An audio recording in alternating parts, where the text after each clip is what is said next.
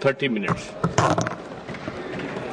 माननीय सभापति महोदय, मैं आभारी हूं चौधरी मोहम्मद रमजान जी का, और इन्होंने इस बहस का औचित्य सिद्ध कर दिया। ये पार्टी कांग्रेस की लगातार पूछती रही है कि आखिर वंदे मातरम की जरूरत क्या है। मैं बधाई देता हूं आपको, आपने बड़ी साफगोई से जो आपको कहना था आपने कहा, और आपका कहना ये बताता है कि इस देश में वंदे मातरम पर बहस की जरूरत क्या है। और ये जो कांग्रेस के लोग हैं ना, जो यहां से अधिकांशतः चले गए हैं, जो अभी बैठ करके ये वंदे मातरम का गान गा रहे थे, मोहम्मद रमजान का भाषण उनके गाल पर एक तमाचा है। यह बता रहा है कि ये कांग्रेस के लोग, ये आप पार्टी के लोग, ये कम्युनिस्ट पार्टी के लोग, ये डीएमके के लोग, ये पूरा इंडी ठकबंधन आज की इस बहस के साथ एक भौंडा मजाक कर रहा था। हिम्मत थी इस बात की आदमी की, मैं बधाई दूंगा सांसद जी को। खोल के उन्होंने कहा कि हम वंदे मातरम नहीं गाएंगे, और यही इस चर्चा का मुद्दा है। अरे छोड़ो पॉइंट ऑफ आर्डर, बैठो। सभापति महोदय, जितना ये डिस्टर्ब करें सब मेरे समय में से बचाया जाए। अब बैठिए, आपका देख के बात। माननीय गृह मंत्री बोल रहे थे, माननीय गृह मंत्री ने कहा, तो आप बोलिएगा। रामायण का जिक्र किया, भगवान श्री राम का उल्लेख किया, और कहा अपि स्वर्णमयी लंका न मेर उच्चते लक्ष्मण जननी जन्मभूमिश्च स्वादर स्वर्गादपि चिरगरीयसी। हे लक्ष्मण, यह जननी और यह जन्मभूमि मेरे लिए स्वर्ग से बेहतर है। जब भगवान श्री राम की चर्चा हो रही थी तो मैं याद कर रहा था सल्लल्लाहु अलैहि वसल्लम हजरत मोहम्मद साहब को। हजरत मोहम्मद साहब ने क्या कहा, मैं इसको पढ़ना चाहूंगा, और मैं चाहूंगा कि हमारे माननीय सदस्य खड़े होकर कहे कि मैं हजरत मोहम्मद साहब को गलत कोट कर रहा हूं।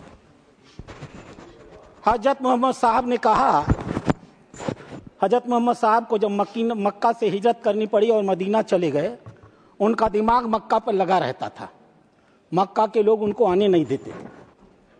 फिर 630 में वो लौट करके मक्का आए, और उन्होंने क्या कहा,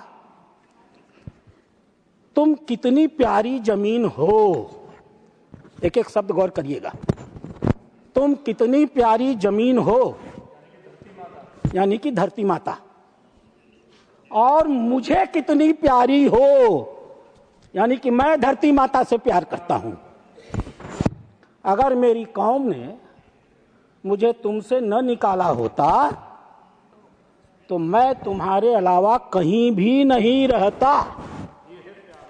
ये धरती का प्यार है जो राम जी में भी था और सल्लल्लाहु अलैहि वसल्लम हजरत मोहम्मद साहब में भी था। दुर्भाग्य तो आपका है। मैं आगे बताता हूं, मैं आपको आगे समझाता हूं। सभापति महोदय, एक देश है अजरबैजान, उज्बेकिस्तान, वो पहले रूस का हिस्सा था। रूस के हिस्सा रहते हुए उसमें ताशकंद में एक मूर्ति लगी हुई थी, मदरलैंड ऑफ रसिया। रूस से आजाद हो गया। 2010 में उज्बेकिस्तान के मुसलमानों ने उस मूर्ति को तोड़ दिया, और ये कहते हैं कि हम बुत परस्ती नहीं चाहते हैं, बड़ा भाषण दे रहे थे। उज्बेकिस्तान के लोगों ने ओथ ऑफ मदरलैंड मॉन्यूमेंट, मातृभूमि की मूर्ति की स्थापना कर दिया।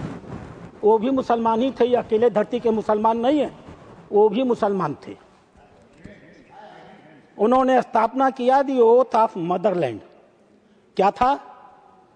एक सैनिक घुटनों के बल झुककर अपने देश के झंडे को चूम रहा था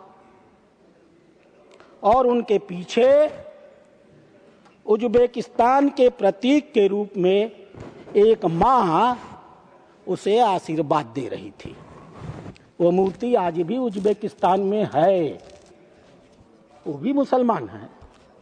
उन्होंने एक मूर्ति हटाई, अपने देश में अपने देश के मां की दूसरी मूर्ति लगाई, उस देश का झंडा चूमा, घुटनों के बल झुक के प्रणाम किया। उनका इस्लाम किसी ने आज तक दुनिया में खींचा नहीं, सीखा नहीं। आपको मालूम है 3 देश ऐसे हैं जहां मदरलैंड पार्टी है। ईरान में मदरलैंड पार्टी है, तुर्की में मदरलैंड पार्टी है और अजरबैजान में मदरलैंड पार्टी है। मातृभूमि के नाम पर जो लोग राजनीतिक दल चलाते हैं उनका इस्लाम खतरे में नहीं आता और चलाते नहीं है। 1983 में मदरलैंड पार्टी सरकार में आती है और उनका प्रधानमंत्री बनता है। उस पार्टी का नाम है मदरलैंड। वो मुसलमान नहीं है क्या? वो मुसलमान नहीं है। एक मिनट, एक तीसरा देश अल्बानिया। मैं आपके लिए कह रहा हूं रमजान साहब, इनके लिए नहीं कह रहा हूं, तो नकली मुसलमान है। मैं आपको कह रहा हूं क्योंकि आप दिल से अच्छे मुसलमान हैं, मैं आपका सम्मान करता हूं। आप सच पर खड़े हैं, जिस सच को आप जानते हैं उस सच पर आप खड़े। मैंने आपका नाम नहीं लिया सर, नाम लेने लायक बनिए, नाम लेने लायक बनिए। आप तो मंचों पर जाते हैं तो अतीक अहमद की प्रशंसा भी करते हैं और मुख्तार अंसारी की भी प्रशंसा करते हैं। वो है असली एक देश। हाँ जी, मैं तय करूंगा, यह देश तय करेगा, आप नहीं तय करेंगे। आप जाइए, जो काम कर रहे हैं ना पकड़ के लेके चलने का अपने अध्यक्ष को, वही करिए। नहीं, व्यक्तिगत आक्षेप नहीं, व्यक्तिगत। सभापति महोदय, एक तीसरे देश का नाम बताता हूं। भाई रुको, एक तीसरे देश का नाम बताता हूं। अल्बानिया। अल्बानिया ने 1972 में अपने देश में एक मूर्ति की स्थापना किया और उस मूर्ति का नाम था मदर अल्बानिया।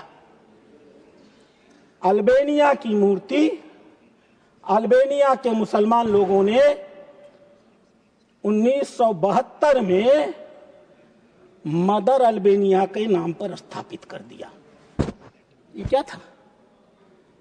क्या अल्बानिया के लोग इस्लाम नहीं, अजरबैजान के नहीं, ईरान के नहीं, उज्बेकिस्तान के नहीं, तुम इंडोनेशिया के नहीं? इंडोनेशिया में एक शब्द है इबू पार्वती।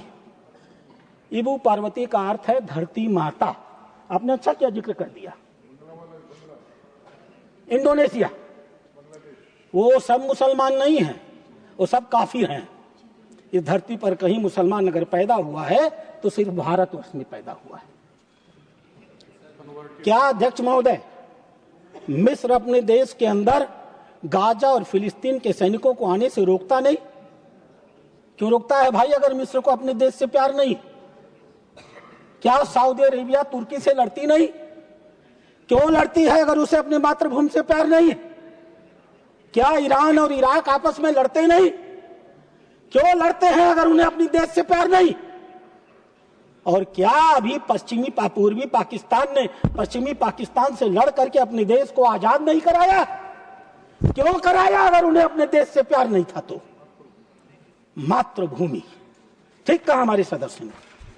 अध्यक्ष महोदय, इसीलिए इस बहस की जरूरत है कि हमारे मुस्लिम मित्र को अच्छे हैं, उन्हें गलतफहमी है, उस गलतफहमी को दूर किया जाए। कहते हैं ना, जो सोए हो उनको जगाया जा सकता है। लाइक रमजान साहब, जो सोने का नाटक कर रहे हो उन्हें कैसे जगाया जाए? Like anybody else. मैं उसमें मुसलमानों को बाद में रखूंगा। अध्यक्ष महोदय, इस मुसलमानों की वोट की तिजारत करने वाले, ये तुष्टीकरण की राजनीति करने वाले, यह कांग्रेसी और सारे दल के लोग बहुत आगे आएंगे, मुसलमान बहुत पीछे आएंगे। मैं बताता हूं क्यों।